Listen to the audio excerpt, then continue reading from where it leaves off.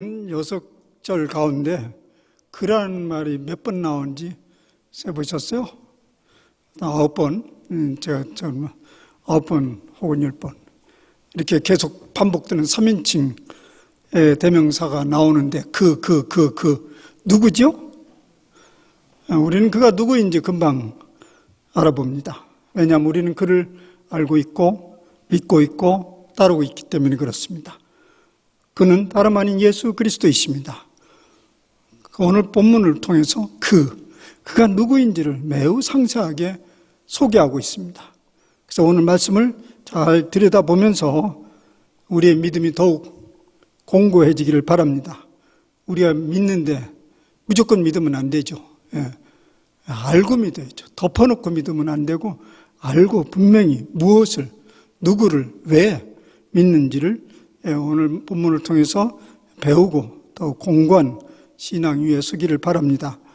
오늘 본문은 골로새서가 사도 바울의 편지이기 때문에 사도 바울의 글이라고 할 수 있습니다. 그런데 오늘 본문 이 부분은 15절에서 20절까지 이것은 바울 자신의 독창적인 글이 아닌 것으로 알려져 있습니다. 이미 사도 바울이 활동하기 이전에 교회 안에서 파다하게 퍼져서 사람들로 하여금 불려진 노래인데, 즉 말하자면 그리스도에 대한 찬가로 알려져 있습니다. 이런 찬가가 나온 배경에 대해서, 이게 누가 특정한 사람이 쓴 게 아니라 교회 공동체 안에서 저절로 확 일어난 것입니다. 그런데 이런 것들이 왜 생겨났을까? 그 배경에 대해서 혹자는, 주로 이제 인문학자들이나 종교학자들이 하는 얘기인데, 혹자는 이런 얘기가 나올 법한 그 추론을 이렇게 얘기하고 있습니다. 예수님의 이야기인데요. 그는 갈릴리 나사렛에서 주목받지 않는 한 가정에서, 평범한 가정에서 출생했지만 태생부터 매우 비범한 인물이었음에 틀림없습니다. 그는 처음부터 종교적인 인물이 될 가능성을 가지고 태어났다는 것입니다. 그는 짧은 시간 안에 수많은 추종자들을 얻은 카리스마가 넘치는 인물이었습니다. 어린 시절부터 끼를 발휘하더니 그가 공개적으로 나서자 수많은 군중들이 모여들었습니다. 그로부터 뿜어나오는 매력은 당시 종교 지도자들과는 확연한 차별성을 가지고 있었습니다. 전통적 사고방식과 권위를 과감히 비판하고 도전했습니다. 당시 대중들은 마음 깊이 새로운 시대를 열망하고 있었지만은 그것이 무엇인지 몰라서 답답하던 차에 그가 대중들에게 마치 사막의 오아시스처럼 등장했습니다. 단순히 이례적 시원함이 아니라 갈수록 그 목마름을 더해가면서 동시에 생수를 공급해주는 역할까지 하였습니다. 마치 사막에서 생수가 터져 나온 듯한 것이죠. 추종하는 세력들은 세월을 더하면서 점점 확장되어 갔습니다. 그에 대한 존경과 신뢰도 높아갔습니다. 마침내 추종자들의 입에서 저가 이 난세를 극복할 유대인의 왕이 아닌가? 혹은 조상 때부터 기다려왔던 그 메시아가 아닌가라는 소리가 터져나왔습니다. 여기저기에서 그런 소리가 터져나왔습니다.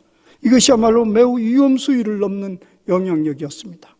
모든 전통적인 가치와 권위를 흔들고도 남는 위험한 발상이었습니다. 지금까지 누리고 있던 권위의 위협을 받은 당시 유대 지도자들에게는 예수는 더 이상 남겨두어서는 안 될 인물이었습니다. 그는 자신들의 권위를 몽땅 빼앗아갈 수 있을 뿐만 아니라 더욱 위험한 것은 그동안 그런 대로 유지되어 오던 유대 사회의 질서를 완전히 뒤흔들어 버릴 수가 있습니다. 그들은 점점 위기의식을 느끼면서 그를 제거할 명분을 찾아내기 시작합니다. 때가 이르러 그를 로마 당국자에게 넘겨주게 되었고 마침내 성공적으로 제거하게 되었습니다. 예수의 선풍적인 쇠머리는 그것으로 끝나는 듯 했습니다. 그러나 예수를 추종하던 사람들 중 열렬 추종자들은 그것으로 예수의 사건을 아무 일도 없었던 걸로 끝낼 수는 없었던 것이죠. 그래서 그들은 죽은 예수를 다시 소환하고 마침내 그를 영웅화시켜서 종교적 인물이 되게 하였습니다. 이것이 바로 인문학자들이나 종교학자들이 추종해낼 수 있는 예수 그리스도에 대한 이야기입니다. 매우 그럴듯하죠. 얼마든지 그럴 수 있습니다. 아니에요. 그럴 수 있는 게 아니라 그런 일들이 실제적으로 유대 초기 교회에서 이미 벌어지고 있었습니다. 사람들의 입에서 회자되고 있는 예수님에 대한 찬가가 그 증거입니다. 골로새서는 적어도 기원 후 20년, 50년대에 쓰여진 것으로 추정됩니다. 근데 이러한 찬가는 이 골로새서에 들어있지만은 이 찬가는 예수님이 이 땅을 떠난 지 얼마 안 돼서 교회 공동체에 널리 퍼져 있었던 것입니다. 만약에 사도 바울이 다메섹 도상에서의 그리스도들을 만나는 그 경험 이전에 이 찬가를 접했더라면 어땠을까요? 이전에 다메섹 도상에서 그리스도를 만나기 전에 바울이 이 찬가를 접했어요. 교회에서 막 돌아다니는. 그러면 바울도 방금 얘기한 종교학자들처럼 아주 냉소적으로 반응했을 것입니다. 저들이 예수라는 한 인물에게 미치더니 죽은 자를 잊지 못하고 다시 소환해서 찬가를 만들 정도가 되었구나. 정말 미쳐도 단단히 미쳤구나 라고 치부하고 말았을 것입니다. 그런데 예수님을 육신적으로 한 번도 만난 적도 없고 본 적도 없는 사도 바울 그가 다메섹 도상에서 부활하신 예수님을 급작스럽게 만난 후 바로 이 예수님에 대한 찬가를 듣게 되었던 거죠. 그때 사도 바울의 심정은 어땠을까요?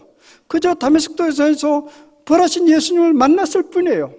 그러나 그가 누구인지 전반적으로 이해하지는 못했는데 여기저기 돌아다니는 찬가를 들으면서 사도 바울은 전율을 느꼈을 것입니다. 이 노래를 부르고 있는 그들이 이미 나보다 앞서서 그 예수 그리스도를 만났구나, 경험했구나. 그러면서 사도 바울은 이걸 감격적으로 받아들였고 그것을 마치 자기 문서에 확 박아놓고 말았던 것이죠. 이렇게 이 찬가는 바울이 활동 이전부터 전해오는 예수님에 대한 가장 오래된 문서 중에 하나입니다. 그리고 예수님을 직접 만나고 경험했던 초기 교인들의 예수님에 대한 경험적 지식의 축적물입니다. 즉 오늘 본문은 초기 교회가 믿고 있었던 원조적 기독론이라고 할 수 있습니다. 그러므로 이 말씀을 자세히 들여다보면 우리가 믿는 바가 무엇이며 왜 믿어야 하는지 그 근거가 무엇인지를 잘 전해주고 있습니다. 이 말씀에서 드러난 예수 그리스도 그는 누구인가요?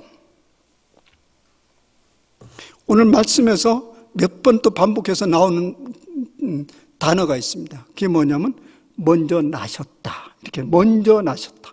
만물보다 모든 피조물보다 먼저 나신 분이다. 이런 말씀이 있습니다.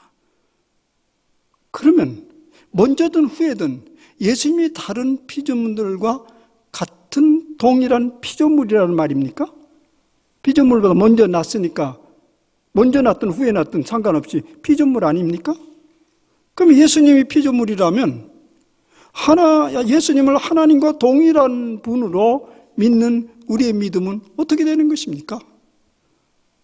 우리가 믿는 대로 예수님은 완전한 하나님이시며 완전한 사람으로 고백하고 있는데요. 그런데 왜 초기 그리스도인들은 예수님을 피조물보다 먼저 나신 분이라고 믿었을까요? 그들은 일단 초기 그리스도인들은 분명히 자기 자신과 동일한 인간 예수를 경험한 것입니다. 그런데 그분이 그저 단순한 인간으로 끝난 것이 아니었습니다. 그는 모든 인간들처럼 죽으셨으나 죽음을 꿰뚫고 다시 사셨습니다.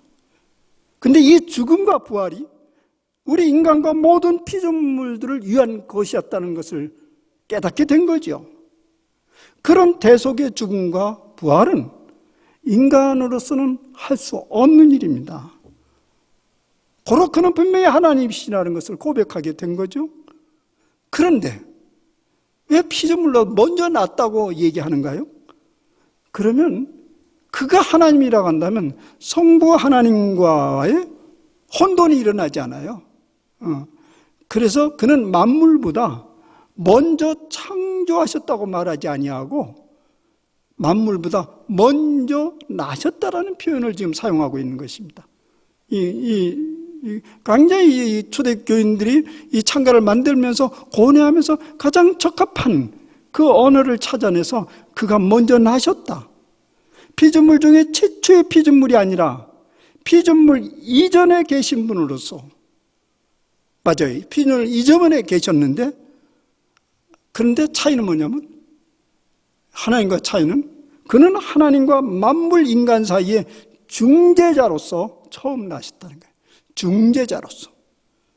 그래서 예수님에 대한 창가에서는 그가 먼저 나시긴 했지만은 그는 보이지 않는 하나님의 형상이라는 것을 분명히 하고 있습니다. 하나님은 보이는 분이 아니시죠? 그러나 보지 않고는 믿을 수 없는 인간을 위해서 보이시는 하나님의 형상으로 드러나신 분이 바로 예수 그리스도이십니다. 그러면 그 중재자 대신 이제 먼저 나신 분은 중재자로 만물과 하나님 사이에, 인간과 하나님 사이에 중재자로 처음 등장하신 그 예수님은 도대체 그러면 처음부터 그리고 초기 교회와 오늘 우리에게 이르기까지 무슨 일을 하고 계신다는 말입니까? 무슨 일을 하셨고 무슨 일을 하고 계신다는 말입니까? 오늘 성경의 그대로 고백으로는 첫째는 그는 무슨 일을 하셨냐면 만물을 창조하는 데 참여하셨습니다. 16절에 그렇게 말씀하고 있습니다.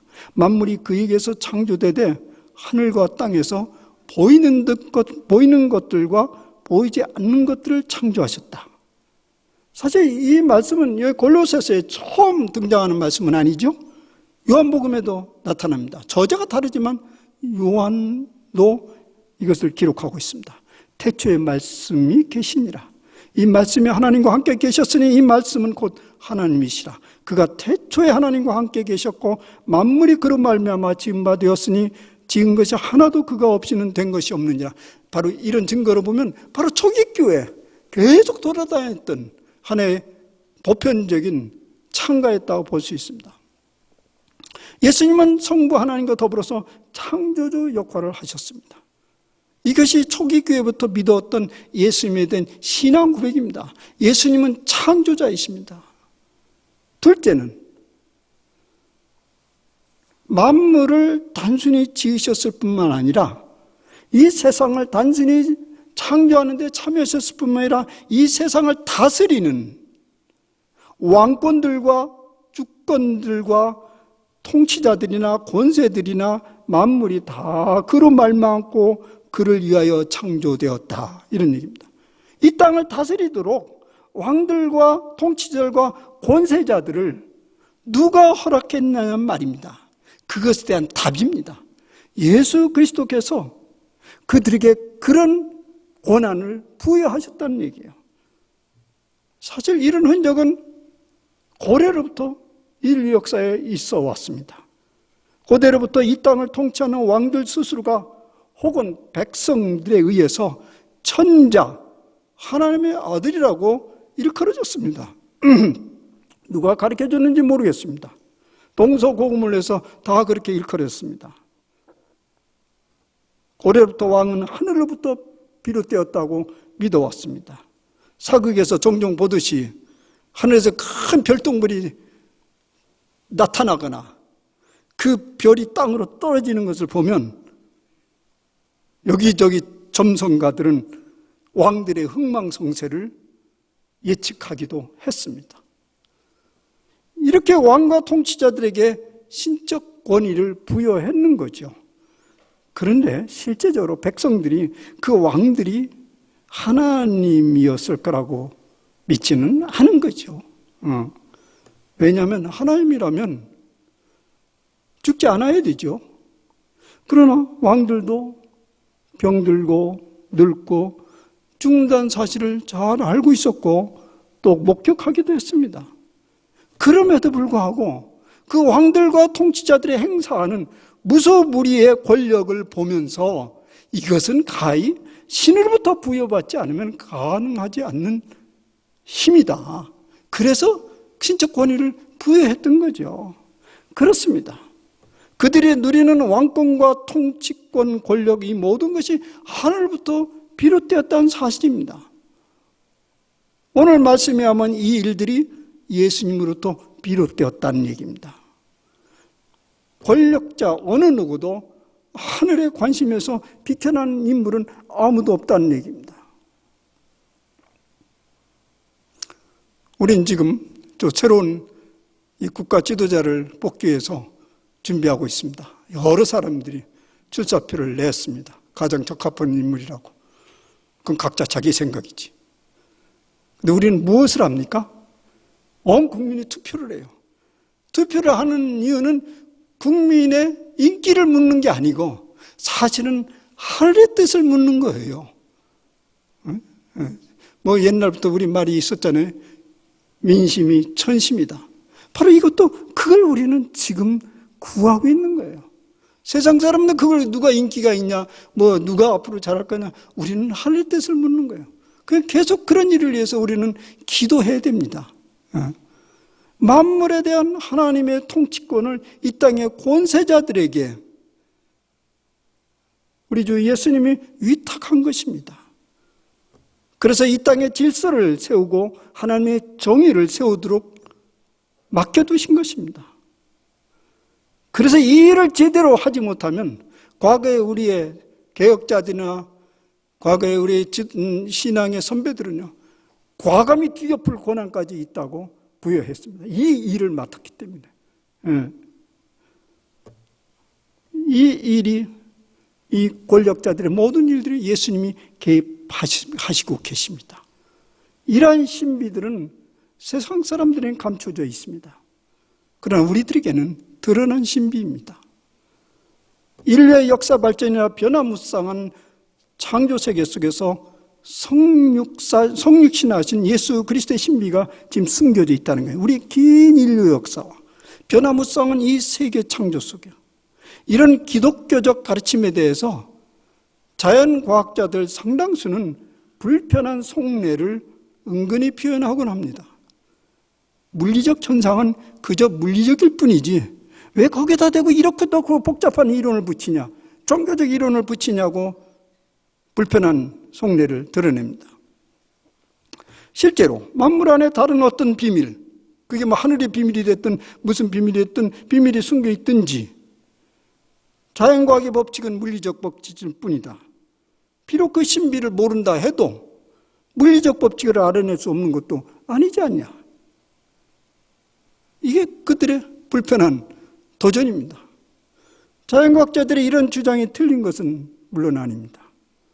동일한 입장에서도 인류의 정치 문화적 발전도 동일한 얘기를 합니다.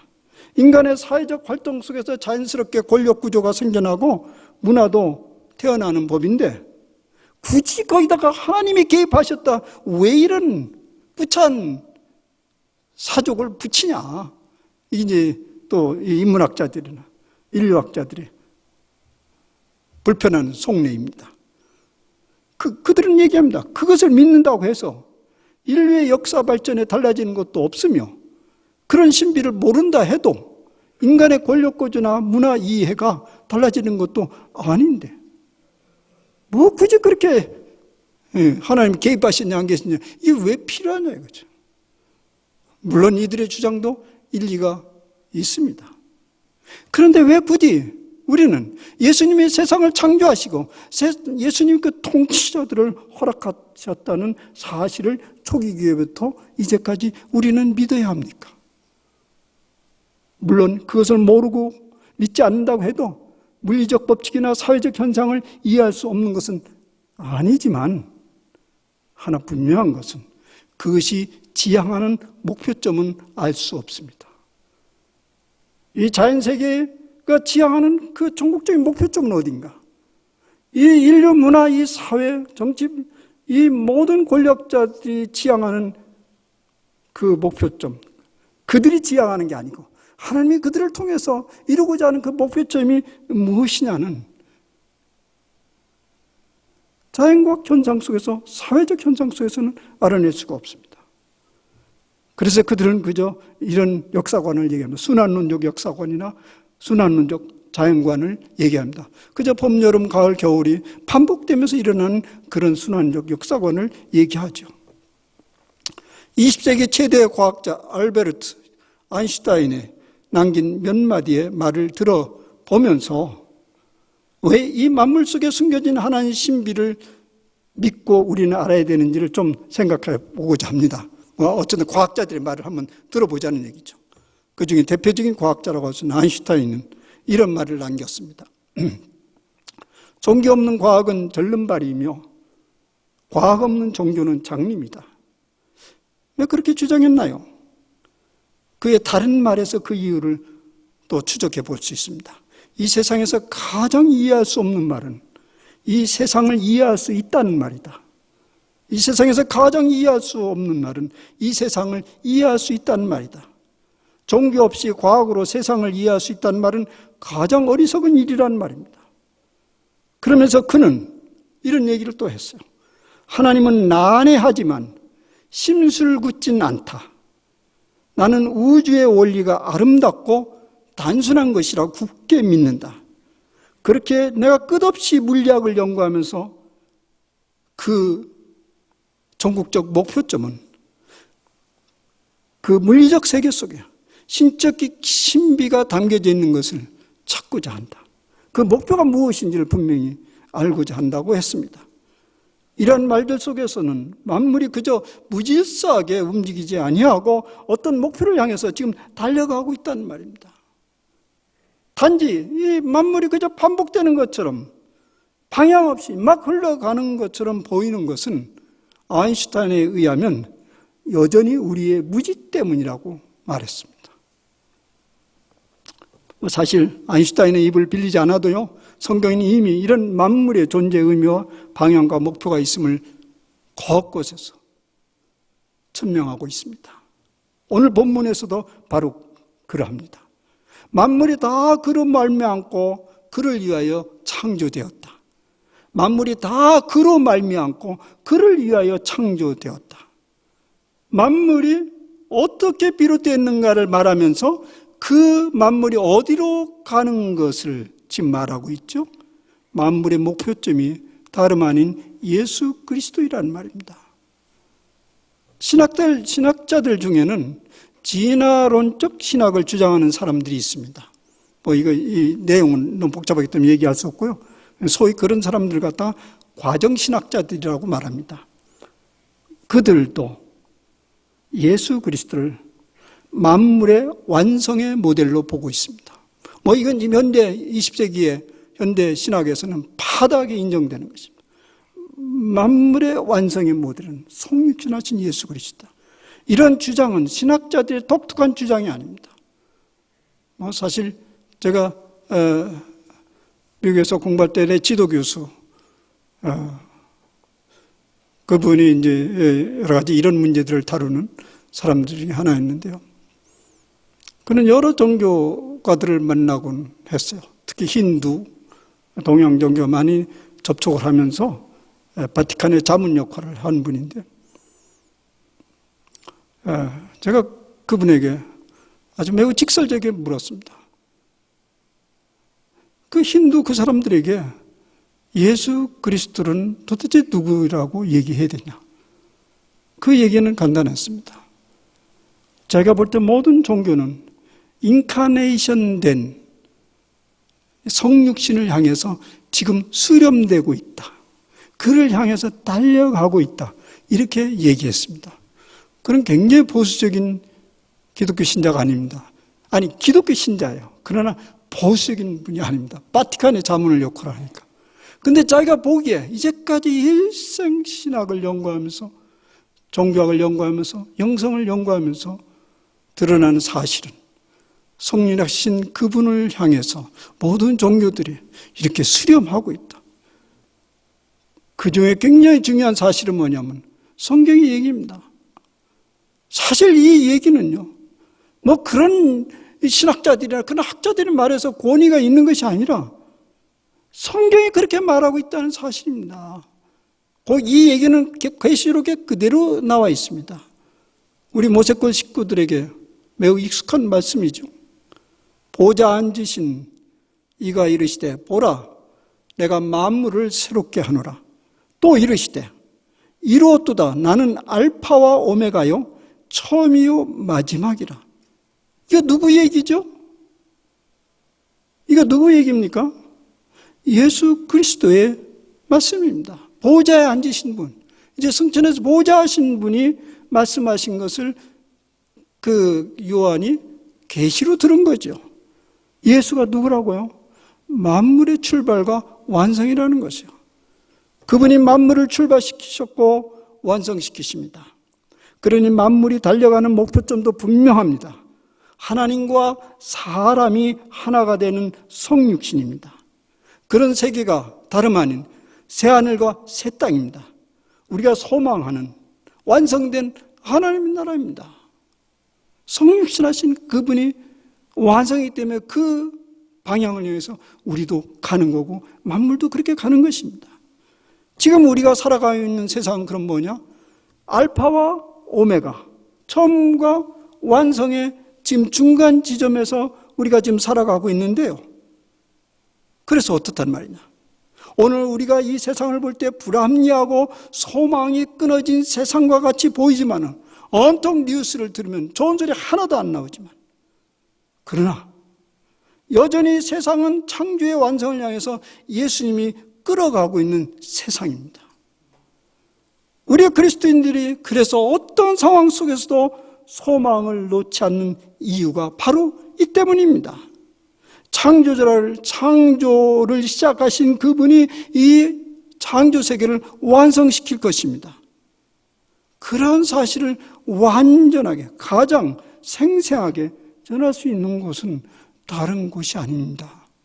어디죠? 바로 이 교회입니다. 그저 있어도 좋고 없어도 좋은 그런 것이 아닙니다. 오늘 이 시대에 그리고 이 나라에서 교회의 역할이 현저히 약화되었다거나 극단적으로는 끝났다고 주장하는 이들이 많이 드러나고 있습니다. 심지어는 신학자들 가운데서 그런 소리를 합니다. 그럼에도 불구하고 오늘 우리가 이 예배당에 모여있는 이유는 무엇인가요? 그게 무엇이에요? 혹은 이런 심보 아닌가요? 교회가 아무리 무너져도 나까지는 천국에 들어가야 돼요. 그런 심보입니까? 만약 그렇다면 그것은 너무나 빈약한 믿음입니다. 우리가 여전히 이곳에 있는 것은 하나님의 말씀을 믿기 때문입니다. 그는 몸인 교회의 머리시라. 그가 근본이시요 죽은 자들 가운데서 먼저 나신 이시니 이는 친히 만물의 으뜸이 되려 하심이라. 이 만물은 완성의 때, 구원의 때를 향해서 달려가고 있는데 그 중간 역사 속에서 여전히 예수님께서 활동하고 계십니다. 그것을 볼 수 있는 뚜렷한 현장이 바로 교회입니다. 성경은 교회에 대해서 이렇게 말합니다. 부활하신 예수님은 몸인 교회의 머리가 되셨다. 교회는 몸이고 그 머리는 예수 그리스도라는 얘기죠. 여기서 교회가 몸이라는 말이 무슨 의미인가요? 교회가 이게 몸이라는 말이 무슨 말이에요? 제가 교회에 대해서 누차 얘기를 했죠. 교회는 건물이나 조직이 아닙니다. 하나님으로부터 부름받은 하나님의 백성들의 모임체이죠. 말하자면 이게 교회예요. 이것이 아니고 여기에 지금 우리 무리들이 교회니까 자연스럽게 교회는 몸이죠. 몸들의 모임의 몸이죠. 실제적으로도. 그래서 교회는 각가지 지체를 가지고 활동하고 있는 것입니다. 그리고 이제 몸이 있으면 어떻게 돼요? 그 몸을 명령하는 머리가 있어야 되잖아요. 그 머리가 바로 예수 그리스도시라는 것입니다. 그래서 이를 일컬어서 지금 여기에 예수님 된 창가에는 예수님은 몸인 교회의 머리가 되신다 하였습니다. 그러므로 우리 각자는 교회를 이루는 몸이기에 개인적인 경건이나 개인적인 경건, 개인적인 관심에만 머물러 있으면 나 천국 가면 그만이지, 그런 데서만 머물러 있다면요, 사실은 머리가 되신 예수님을 거의 무시하는 수준입니다. 그저 나 가면 되지, 나 천국 가면 되지, 내 믿음 단단히 지키고 갈 곳에 가면 되지. 한번 스스로에게 물어보세요. 머리이신 예수님이 그렇게 가르쳐 줍니까? 우리는요, 이 시대의 주님과 더불어서 새하늘과 새 땅을 열어갈 모세골 공동체라는 하나의 몸으로 부름을 받은 사람들입니다. 혹시 여러분들이 나 이 교회 아니면 저기도 가고 저기도 가고 돌아가면서 가면 천국 가면 되지, 그렇게 생각하는 것과 부름을 받았다는 것과는 완전한 차이가 있죠. 하나는 개인적 경건, 어쨌든 나 천국 가면 그만이지, 나는 이웃과 사회, 이 세상은 아무 관심 없다. 그러나 우리가 이 모세골에 부름받은 공동체, 몸이라고 생각한다면 우리가 할 일이 있는 거죠. 그죠? 제가 다른 또 내가 하고 싶은 얘기를 하려는 유혹이 있는데요. 저는 기본적으로 하여튼 말씀이 얘기하고자 하는 걸 전하는 것이 내 부름받은 일이니까요. 오늘 말씀에서 얘기하는 소리에 들어봅시다. 오늘 우리가 감당해야 될 구체적인 일이 무엇인지는 오늘 이제 마지막 절에서 말하고 있습니다. 그의 십자가의 피로 화평을 이루어서 만물 곧 땅에 있는 것들이나 하늘에 있는 것들이 그로 말미암아 자기와 화목하게 되기를 기뻐하심이라. 그의 십자가의 피로 화평을 이루어서 만물 곧 땅에 있는 것들이나 하늘에 있는 것들이 그로 말미암아, 예수님으로 말미암아 자기와 화목하게 되기를 기뻐하심이라. 이렇게 분명하죠. 예수님이 왜 이 땅에 오셨습니까? 이 세상을 완성시켜 가시기 위해서 오셨는데, 그 일 중에서 가장 으뜸되는 하나의 구체적인 사건은 뭐냐면 화평과 화해의 사건입니다. 왜 이런 일을 가장 우선순위에 두었죠? 그 많은 일 중에 이것이 왜 가장 우선순위인가요? 사실 창조 세계의 출발은 참 좋았잖아요. 창세기에 보면 참 좋았더라 이렇게 나왔잖아요. 원래 창조의 시작은 만물이 서로 조화를 이루어 상생하면서 완전한 세상을 향해서 방향을 잡고 있었어요. 그런데 이 세상을 거꾸로 돌려놓는 사건이 있었잖아요. 죄악된 음모가 있었던 거죠. 그 과정 빼놓고 그 결과를 얘기하면 인간이 거기에 말려들었어요. 그래서 개인의 쾌락과 욕심과 탐욕을 빠지기 시작했고, 가장 그게 좋은 삶인 줄 아는 거죠. 그 흔적이 오늘까지 여전히 지금 흘러가고 있어. 천국도 그거랑 연결돼 있어. 개인의 쾌락과 욕심과 탐욕. 근데 그 결과가 어떻게 됐습니까? 결과가 인간과 인간, 만물과 만물, 인간과 만물, 만물과 만물을 이간시키고 갈등하도록 만들어 놨습니다. 뿐만 아니라 하늘과 땅을 하나가 아니라 높은 곳, 낮은 곳으로 갈라놓고 말았습니다. 예수님께서는 이것을 하나로 묶고 화평케 하셔서 본래 모습도 돌려놓은 후에 그리고 완성을 향해서 끌어가기를 원하신 것이죠. 그 애가 바로 이런 사명을 부르받은 그리스도의 몸입니다. 계층 간의 벽, 세대 간의 벽, 문화 간의 벽, 이념 간의 벽을 무너뜨리고 하나의 가족 공동체가 되도록 부름을 받은 곳이 바로 교회입니다. 그런 이유 때문에 저는 반복적으로 공동체를 그토록 강조하는 것입니다. 그냥 우리 모세골 공동체 특별한 일을 한번 해보자는 의미 아니고요. 그것이 바로 예수님이 가장 기뻐하시는 일이라는 사실입니다. 예수님이 그 일을 위해서 이 땅에 오셨습니다. 모든 것을 통합하고 하나로 화평케 하기 위해서 이 땅에 오셨다는 말입니다. 각자 그냥 자기 하고 싶은 대로 하면 뭐할로? 그런 일을 하셨겠습니까? 그리고 그 예수 그리스도께서 여전히 그 일을 지금 하고 계십니다. 그리고 우리로 하여금 그 일에 참여하기를 원하십니다. 간단하게 말하자면 완전한 공동체 회복을 말하는 것이죠. 여러 가지, 이 말에는 여러 가지 의미가 있을 수 있고요. 저는 그동안에 누차 얘기를 했습니다. 사랑하는 여러분, 우리가 지난주 예수님의 빚을 받기 위해서 예수님을 따르자라고 했습니다. 우리가 빚을 받아야 우리가 앞으로의 전개되는 새로운 세계의 비전을 볼 수 있듯이, 그러려면 우리는 발광체가 아니고 반사체이기 때문에 예수님도 빚을 받아야 된다고 했어요. 그래서 예수님을 따라야 된다는데, 따른다는 것은 매우 모호하고 다양하잖아요. 그 얘기를 지난주에 했지만 오늘도 다시 얘기하면, 그 예수님을 따르는 방식에 가장 으뜸되는 건 뭐냐면 화평과 화해, 즉 온전한 공동체 회복 운동에 있습니다. 그러면 우리들은 주님과 더불어서 만물을 새롭게 하는 주님의 동역자들이 됩니다. 사랑하는 여러분, 이런 메시지가 우리 모두에게 좀 익숙한 주제가 되기를 바랍니다. 그래서 우리는 만물을 새롭게 하는 사명자로 부름을 받다는 것을 받아들이시길 바랍니다. 그래야 이전보다 더 뚜렷한 하나님의 나라의 비전이 우리 안에서 더 활짝활짝 열려지는 여러분의 생애가 되기를 간절히 바랍니다. 기도합시다.